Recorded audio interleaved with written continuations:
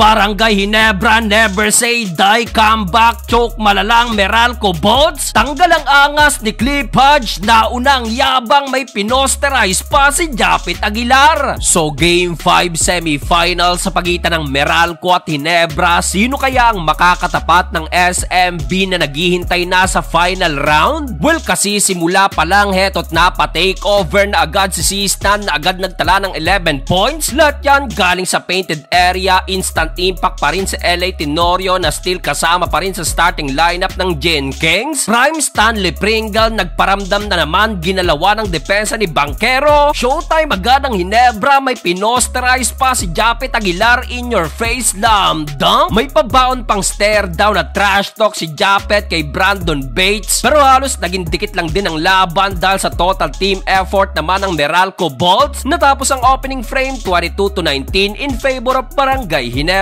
Second quarter nang magparamdam na offensively si Chris Newsome sa kanyang driving layup, binura nga lang yan agad ng another slam dunk ni Japet Aguilar. Kaso right after nyan, bigla namang nag-init si Chris Banquero na nagpakawala ng tatlong sunod na 3-point shot. Dahil dyan napatawag na ng emergency timeout si Coach Tim Cone at pumalo na ang lamang ng Bolts sa 9 points, 32-41. Well, nabasag na lang yan sa free throw shot ni C-Stand, pero Banquero again another top of the key 3-point shot. Butit nakabawi ng 6-0 run ng Ginebra, including itong wing 3-pointer ni Nards Pinto down the stretch. Natapos ang first half, baba sa 4 ang lamang ng Bolts, 40-44. Start of the third quarter, tila nasayang din ang nagawang run ng Ginebra dahil sa another strong start ng Bolts with 7-0 run. Well, 4 na puntos dyan galing kay Anjo Karam na may pabaon pang dila sa kanyang second layup. Napapahawak ulo na lang tuloy sa LA Tenorio at Coach Tim Cone dahil dito bigla na namang pumalo ang tambak ng Bolts sa Ginebra sa double digit. Bad news nga lang para sa Bolts dahil meron ng tag-4 na foul si Raymond Almasan at Brandon Bates. Pero no problem, ika naman ni Cliff Hodge na nagtala pa ng 6 straight points. Inangasan pa ang rookie ng Ginebra na si Ralph Koo. Matapos nga lang yan, tinding bawi ng Ginebra, nakaganti ng massive 10-0